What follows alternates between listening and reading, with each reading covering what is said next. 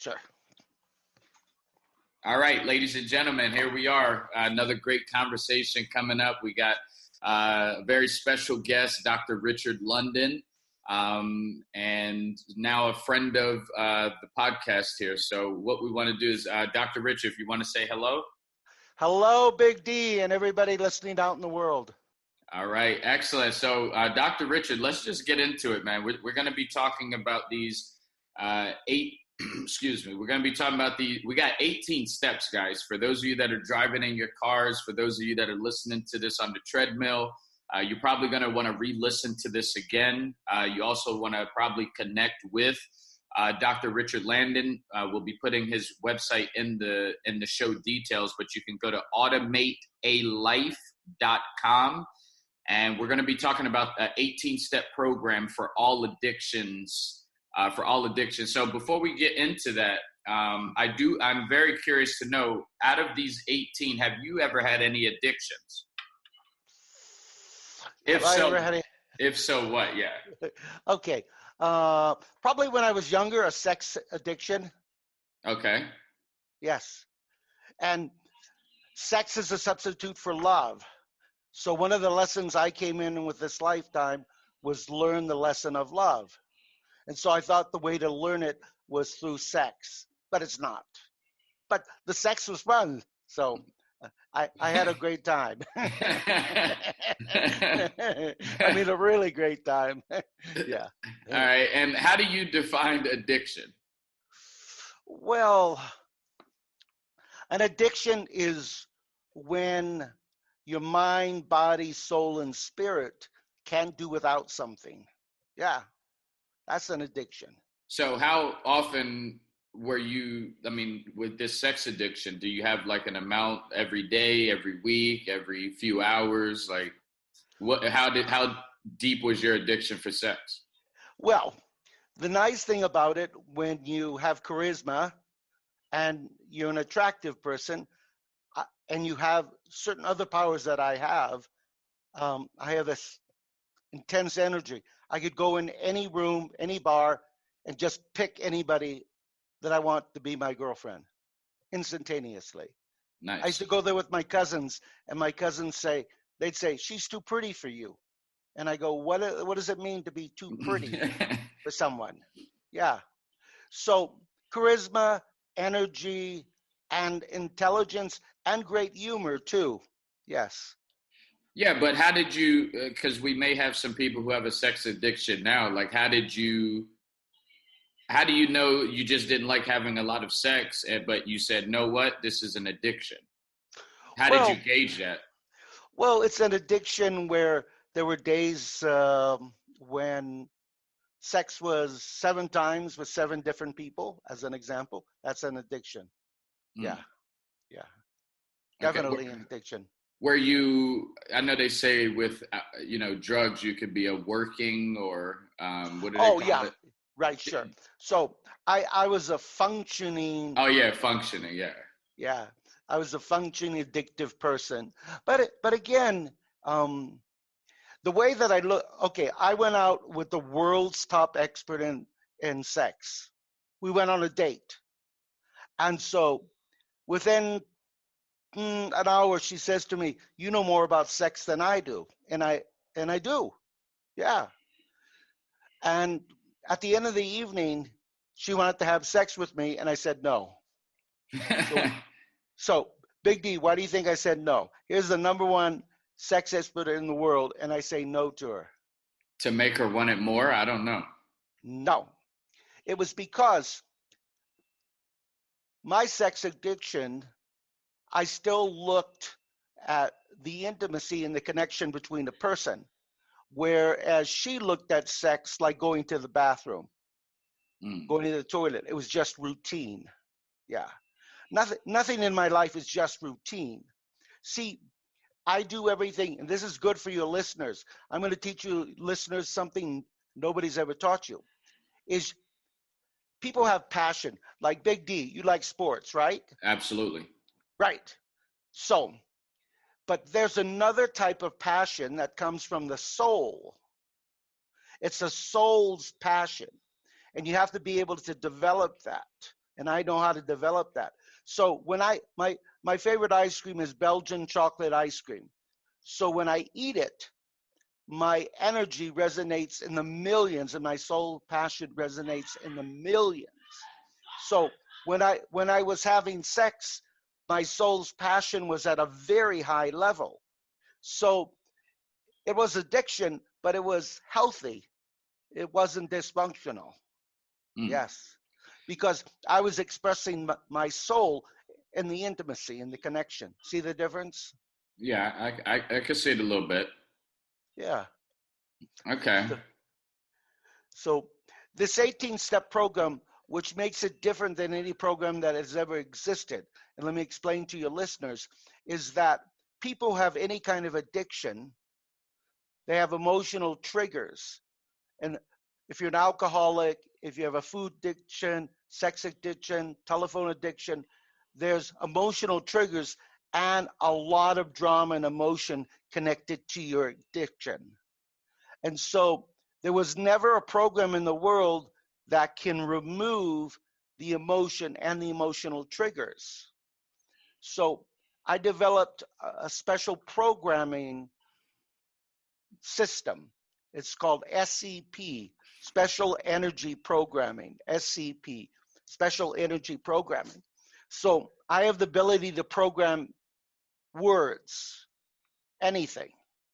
So you can program a word to get a specific response every time a person uses that particular word.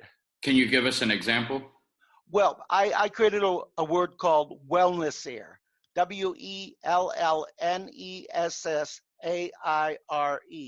wellness air.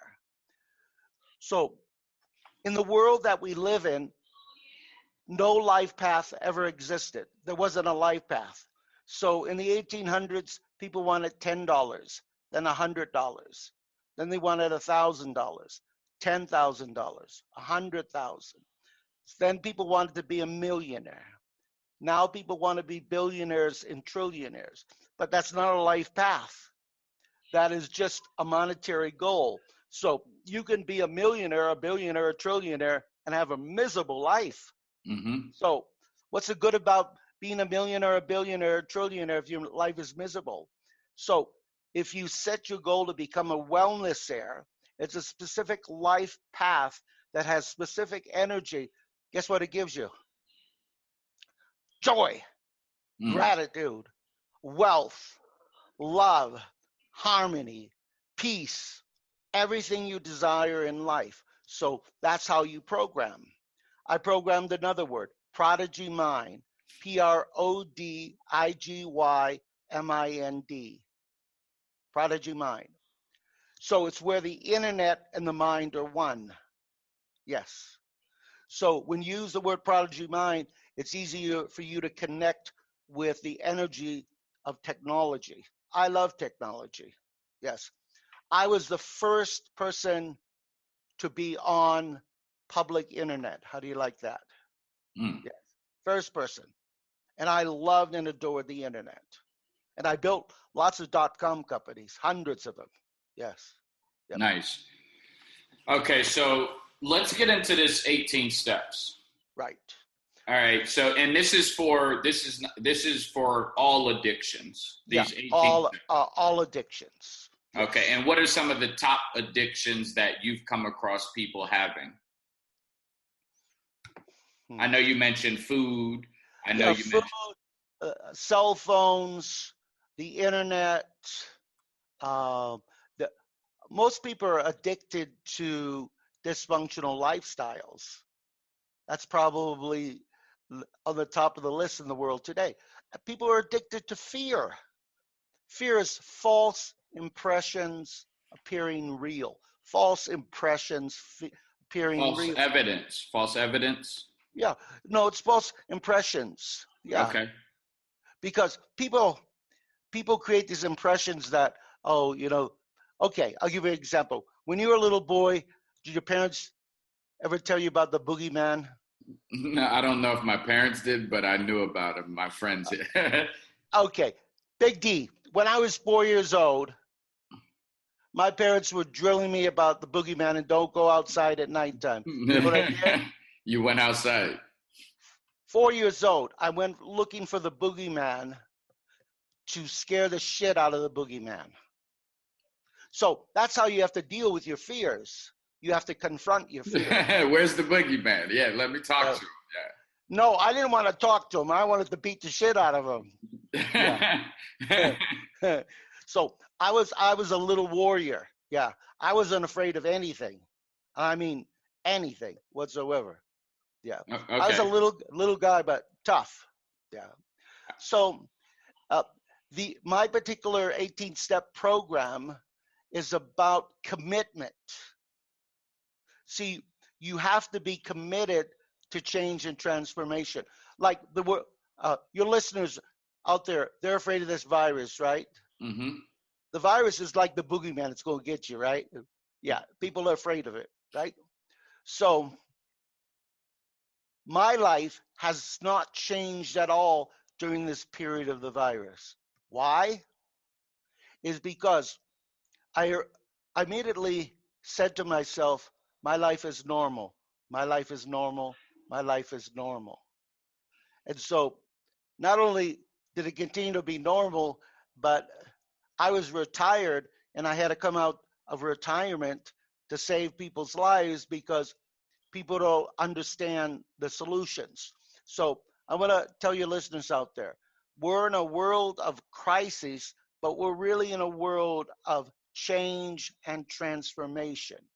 So my 18-step program for addictions is really about change and transformation. See, there's a big difference. You know, people go to the doctor's office, they have a cold, they could get a shot, okay? Mm-hmm. But when you're committed to change and transformation, the process is a lot easier. It even seems easier. So, listeners out there, if you think of the word crisis, oh my God, that's a terrible word. Yeah. In fact, money is a terrible word. You know, listeners, all you listeners out there who want money, the more you use that word, you're never going to get it. Use the word wealth, riches. Yes. You're more apt to get it. So I want to give your listeners some techniques to move them forward in their life. I don't know if you know, I was the first person in the entire world to use a concept called the law of attraction. Do you know the law of attraction? Absolutely. Right. So I used it 45 years plus before the book came out. And so I was 4 years old. We were poor, and I liked good food, really good food. So I'm walking on the boardwalk, and I said, I want to have my pockets full of pennies. Okay? My pockets were filled with pennies. I'd find them on the boardwalk. The next day, I'm not a stupid kid. I asked for nickels. Third day, I asked for dimes. Fourth day, I asked for quarters. By the fifth day, guess what I asked for? Dollars. Paper money. Yeah. Paper money. I'd find envelopes filled with $200, $400, $600, $800 every week. Every week. When it rained, the gutter would be filled with money. I'd pick the money out from the gutter. And you know what a gutter is, right? Mm-hmm. Yeah. I picked it up from the gutter, brought it home, put it in the oven, dried it, and spent it. So, 4 years old, how am I able to do that? You know, by the time I was 8, I was making an equivalent to today's standards, 330,000 US dollars at the age of 8 years old. That's a lot of bucks, right? So how did I do it? And it's important for your listeners who have addiction. You gotta trust yourself. There's only one person you have to trust in your life. It's trusting yourself. Big D, do you have children? Not yet, no. No children. Okay. I'm going to teach your listeners really quick because it's part of all the listeners out there who might be addicted and have trouble parenting. I was a 10 parent. You know why? I learned the number one lesson in being a parent.